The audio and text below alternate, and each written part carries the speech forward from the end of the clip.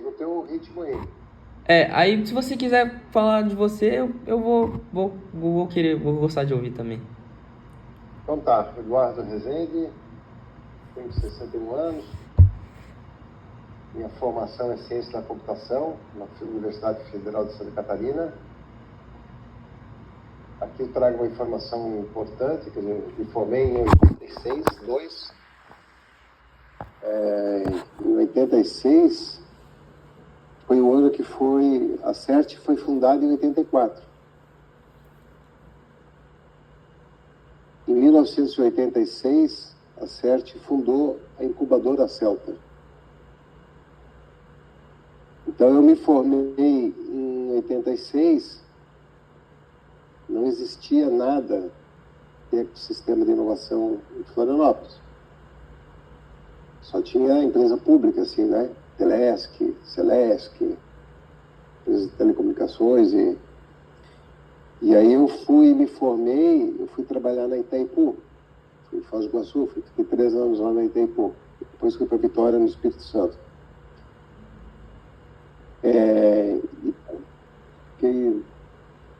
Então fiquei 6 anos fora, e quando eu voltei para a CERT, quando eu voltei para Florianópolis, depois de Vitória, no Espírito Santo, 3 anos em Foz do Iguaçu, 2 anos em Vitória, no Espírito Santo,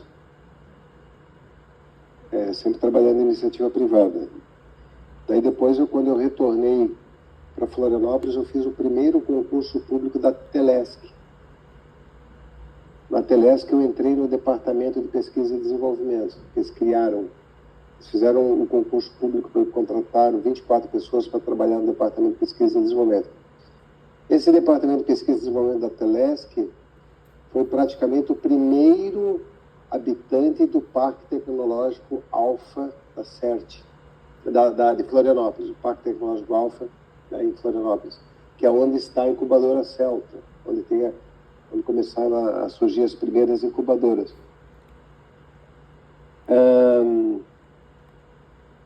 Então é isso, assim, esse é o cenário de começo. Eu vou deixar tu fazer as perguntas, depois eu vou tentando ligar os pontos. Mas há 42 anos atrás, é isso, né? 40 anos atrás, nós não tínhamos um ecossistema de inovação ainda, né? Estava surgindo ali a incubadora, a CERT já existia há 2 anos, estava surgindo a incubadora, e a CAT também já existia como associação, né? Recém-criada. Depois para lá as coisas foram acontecendo. Perfeito. Então, eu já ia começar essa, eu já tinha preparado essa como no começo já, né? Como a CERT foi um dos fundadores do ecossistema, tipo, vocês praticamente nasceram junto e você se formou praticamente junto, né? Com a primeira Eu sou a prova incubadora. viva de que não existia ecossistema quando eu me formei. Perfeito. Como a organização atualiza seu papel num ecossistema que já amadureceu tanto? Desculpe, como a instituição Atualiza seu papel num ecossistema que já amadureceu tanto. como ela atualiza? Não entendi bem a pergunta aí. Tipo assim, que querendo ou não, vai fazendo uma reta, tipo, uma ascensão, né? Aí, tipo, tem que acompanhar junto, né? Como vocês conseguem mais ou menos acompanhar? Eu acho que assim, o papel da CERT, ela foi bastante, vamos dizer assim, no início você tinha poucos atores, né? Então acho que a CERT ela foi fundamental para desenvolver o ecossistema de Florianópolis. Ela ajudou a criar o Parque Tecnológico Alfa, o Sapiens Park, que é um outro parque tecnológico, trouxe esse conceito de incubadora, o conceito de startup a gente chamava de empresa de base tecnológica, né? Então, ao criar o ecossistema, foram surgindo outros atores, né? Então, hoje, tu tem um ecossistema mais robusto, a própria universidade tem uma cultura mais atuante, as universidades, a Universidade Federal de Santa Catarina, você tem atores como o Sebrae aqui em Santa Catarina, que é muito atuante. O Sebrae tem aquele Startup Summit, né, evento com startups aqui que faz anualmente. Tem o fundo de investimento em startups, o próprio Sebrae. O ACAT cresceu bastante em termos de empresas. A ACAT é uma associação, né? E tem também uma incubadora. Daí depois disso surgiram também outros atores, outras ICTs, a exemplo do Senai, né? O Easy, né? Easy Embarcados, Easy Manufatura Aditiva em Joinville. Como é que se diz? A FAPESC, que é a Fundação de Amparo, criou vários centros de inovação ao longo do estado. Então, esse ecossistema tem um local. Vou olhar aqui para a região de Florianópolis. Hoje você tem bastante atores atuando, né? E que, em alguns casos, né, como o Sebrae, tem independência e tem recursos próprios para ele mesmo ir tocando. Então, quando a gente tem oportunidade, a gente colabora, a gente participa, a gente puxa, a gente continua puxando como incubadora, né? Incubando sempre novas empresas que têm uma boa expectativa aí de desenvolvimento de produtos diferenciados, né?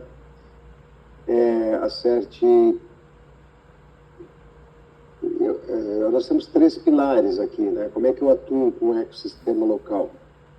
Acho que é importante tu entenderes isso. Eu continuo atuando. Existe uma CERT que está atuando em empreendedorismo. Então, a gente tem programas de incubação, programas de aceleração, como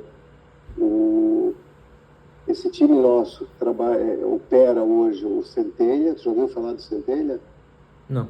Então, não sei se tu está gravando ou se tu estás anotando. Eu tô gravando aqui. Por isso que... Tá. A gente opera a nível nacional o programa Centelha, que é do Ministério de Ciência, Tecnologia e Inovação. O projeto O Centelha, ele é um projeto, vamos dizer, foi inspirado no Sinapse que a CERT criou no passado. Eu acho que foi em 2008, teria que pesquisar ali na internet, se não me engano foi em 2008, que nós criamos uma metodologia para criação de startups, é o Sinapse, né? A Fundação de Amparo, a FAPESC, ela patrocinou 6 edições do Sinapse. Cada edição durava um ano, e era um aporte de recursos lá, no início, R$50 mil, e aí os empreendedores, né, selecionados, participavam de um processo de funil, tem toda uma metodologia lá de treinamento, capacitação. Eles iam sendo selecionados e quem ficasse para a final recebia R$50 mil e toda uma orientação para poder fazer a incubação, né, e também o desenvolvimento, orientação para o desenvolvimento dos seus protótipos. Esse projeto foi bem sucedido, teve uma edição no Paraná, 6 aqui em Santa Catarina, teve outros estados que contrataram. E o Ministério de Ciência e Tecnologia olhou e gostou. Aí o Ministério de Ciência e Tecnologia lançou um edital e deu um nome para esse programa a nível nacional de Centelha. Então, Centelha é um programa de criação, de ideação e criação de startups. Tá? Essa é a parte de empreendedorismo. Isso é a parte de empreendedorismo. Perfeito. E aí o governo também, olhando o Vale da Morte, né? Eu tenho aqui ideação, mas eu também preciso ter aqueles clientes, aquelas startups que já têm um produto, eu preciso aproximar, que eu preciso fazer mais uma aceleração e colocar no mercado. Aí ela criou um programa nacional também chamado Inovativa. Inovativa, ela é executada pelo Ministério MDIC, Ministério do Desenvolvimento, Indústria e Comércio. Quem opera a Inovativa é a CERT também. Todos esses 2 programas foram editais concorrenciais que a gente participou e fomos selecionados. Então, no final, tu acaba, digamos assim, transbordando, né? Criando uma cultura não só local aqui, estadual, como hoje nacional, né? Então, essa coluna empreendedorismo tem atuado dessa forma, né? Aí nós temos uma área que é a parte de desenvolvimento tecnológico. A CERT é uma ICT que eu tenho uma equipe aí de 400 colaboradores, boa parte seletistas, e a gente faz desenvolvimento de produtos. Uma empresa nos contrata e diz assim, eu quero que vocês desenvolvam aqui um software para mim, um software de inteligência artificial, quero que desenvolva uma plataforma, quero que desenvolva um hardware, né? E quero que vocês tragam... Então, a gente trabalha muito no desenvolvimento de produtos. E nessa categoria, a gente continua trabalhando com as startups, não só aqui de Florianópolis, Santa Catarina, como a nível do Brasil. E aí eu posso ser o parceiro da startup para submeter um projeto para a FINEP, para o Digital FINEP. A startup pode me contratar para eu fazer um desenvolvimento como unidade Embrap, daí eu trago recursos de subvenção Embrap mais Sebrae, né? Então esse é um outro tripé. Então, empreendedorismo, desenvolvimento de produto, né? E também tem desenvolvimento da parte industrial, de processos produtivos.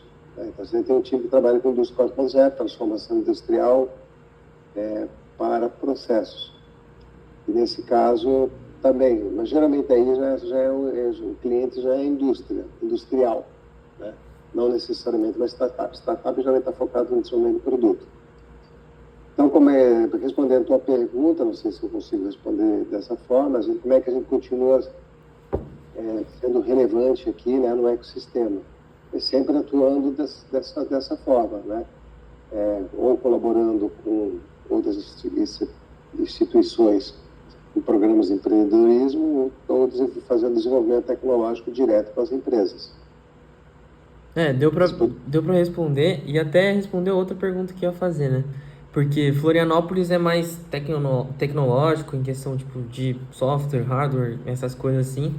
Enquanto Santa Catarina é mais industrial, né? Tipo assim, não, é tipo o resto, assim, mais ou menos, né? Não, Santa Catarina é um estado atípico. Nós temos as regiões bem definidas. Sim. Né? Se for estudar o estado, eu tenho a indústria cerâmica mais ao sul do estado. Florianópolis acabou ficando como um polo tecnológico, assim, né, de TI, TIC, pela natureza, pela cidade, também não tem área para indústria aqui. Sim. Né? Aí tu vai na região do Vale ali, do Blumenau, tem muito forte a indústria têxtil. Tu vai lá para Joinville, ali é metal mecânico, né? Aí tu vai lá para o oeste de Santa Catarina, tem a parte de imóveis, ali em São Bento. Daí tu vai lá para o oeste de Santa Catarina, é o agro, né? Que é um grande produtor de suínos, de aves, né? E região de Lages, lá para o oeste, agricultura, mas também tem agropecuária, é o que ele lidera. Então, o estado de Santa Catarina ele é muito distribuído, mas você tem, não é só Florianópolis que tem empresas de base tecnológica, você tem fora, né, nas grandes cidades do estado, você vai ter polo de tecnologia, como Blumenau, Joinville, né, Tubarão, Chapecó, né? Mas Florianópolis se destaca. Tanto é que foi eleita a capital das startups, né? Isso, fiquei sabendo disso também. É pela densidade, tamanho da população da cidade, tem 500 e poucos mil. Eu acho que é a cidade que tem a maior concentração de startups por habitante. Eu acho que também enaltecendo, tipo, por exemplo, o corporativismo, né, alemão, que tem na região sul, né, principalmente em Santa Catarina, né, em questão da parte lá de gados, dessa divisão aí também que você acabou de citar. Eu queria que você falasse, tipo, um desafio para o ecossistema em geral e também como você vê o ecossistema daqui a uns 5 anos, mais ou menos, para o futuro. Bom, acho que o desafio sempre é qualitativo, né? E não é tanto, eu acho que o que se procura também não é tanto quantidade, mas é você ter a qualidade de startups. Mas, assim, já nasceu unicórnios aqui na região. Se não unicórnios, tem empresas que estão na metade do caminho para ser unicórnio, né? Que seria R$ 1 bilhão. Mas tem dezenas e dezenas de casos de sucesso de startups que viraram multimilionárias e que estão atuando em diversos locais do planeta, né? Conquistaram o mercado internacional bastante forte. Eu acho que o desafio é sempre ampliar o número de startups deep techs com abrangência internacional, né? Agora,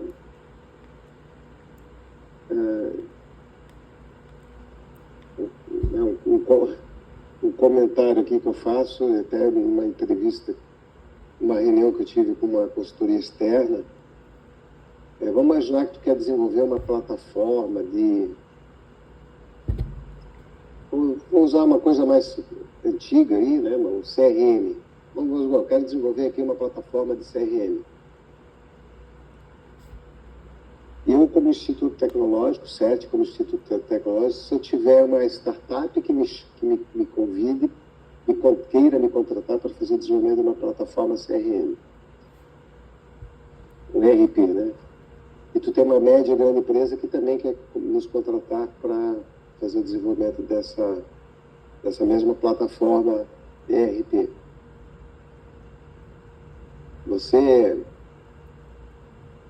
Qual é a diferença em termos de complexidade técnica para fazer a entrega desse ERP? Não é porque a startup está fazendo essa encomenda que vai ser muito menor e muito mais... O orçamento vai ser muito menor e o escopo muito mais flexível, né? Na verdade, a complexidade para desenvolver o ERP é a mesma, né? Claro, estou considerando uma demanda que vem com o mesmo conjunto de funcionalidades, né? Então, a complexidade, às vezes, para trabalhar com uma startup, ela é mais, às vezes, até mais complexa do que trabalhar com uma média grande empresa, né? O que muda, o que muda? A média grande empresa é mais complexa, que é tomada de decisão, às vezes, né? Mais burocrática. E a grande empresa não pode errar, né? A hora que ela lança um produto no mercado, ela não pode errar. Já a startup, ela tem essa flexibilidade, ela é talvez mais rápida para tomar decisão. E eu consigo, a startup geralmente leva um MVP para o mercado. E aí ela pode errar, não queima uma marca, né? Tu pega uma TOTUS, quando a TOTUS lança um ERP, a TOTUS tem ERP, ela não pode se dar o luxo de colocar uma solução no mercado que não está, vamos dizer assim, robusta, né? E bem testada. Mas o desafio, eu acho que o desafio sempre eu olho também na perspectiva de competição global. Entendeu? Eu não estou competindo com startup daqui a nível Brasil. As empresas hoje estão brigando por um espaço no mundo globalizado. Eu acho que esse que é como nascer global, estando em Florianópolis ou em outra cidade do Brasil. Escalar, né? Igual uma solução que gostaria de escalar isso para vários países. O outro tópico que eu queria entrar também é a questão do modelo de tríplice hélice em Florianópolis, que é frequentemente citado como referência nacional, né? Mas o que você acha que a tríplice hélice ainda não conseguiu alcançar? E qual é o elo mais fraco dessa triade hoje em dia?